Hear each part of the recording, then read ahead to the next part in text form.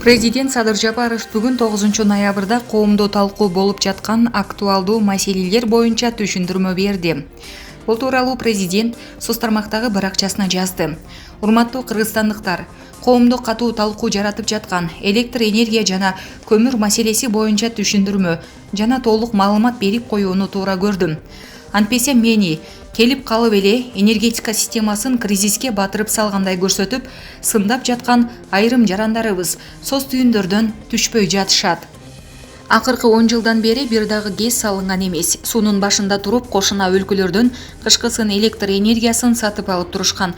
Кыргызстан үчүн бул өтө уят иш. Арзанбады алса дагы мейли дейсиң го. 1 киловаттын 5 сомдон алышып, элге 77 тыйындан берип турушкан. Албетте 5 сомдон деп кагаз жүзүндө көрсөтүлгөнү менен чыныгы баасы арзан эле болсо керек. Калганы чоңдордун чөнтөгүнө кетип турган. Балким ушундай кызыкчылыктарды улантып, жыргап жашай бериш үчүн өзүбүздө жаңы ГЭСтерди курушкан эмес. Ошентип жеп келишип, энергетика системасын банкрот абалга жеткиришкен. Жыйынтыгында 140 миллиард сомго жакын карызга батырышкан. Бүгүнкү күндө мына ушул сумманы энергетика министрлиги ички жана тышкы булактарга карыз. Бул деген банкрот дегенди билдирет. Былтыр мен ишке жаңы киришкенде энергетика системасынын акыбалын көрүп алып, төбө чачым тик турган. Ошондой эле энергетика министрлигине тапшырма бергем. Мындан ары 1 тыйын карыз албайсыңар. Импортту 5 сомдон алууну токтотобуз. Бизде өздүк наркы канча болсо, ошончодон алабыз же өзүбүздөн иштеп чыгабыз деп. Мына бүгүн импорттун баасы 2 сомдун тегерегинде болуп жатат. 140 миллиард сом карызды көбөйтпөстөн четинен кутулуп баштадык. Кичи жана орто ГЭСтерди сала баштадык.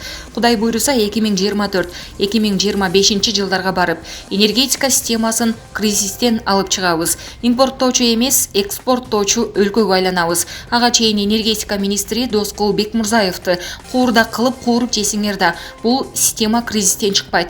Анча-мынча мүчүлүштүктөр сөзсүз болот. Айла жок, чыдайбыз. Көмүр боюнча жайлай. Кыргыз көмүрдө саботаж кылышып, көмүр казуу кеч башталды.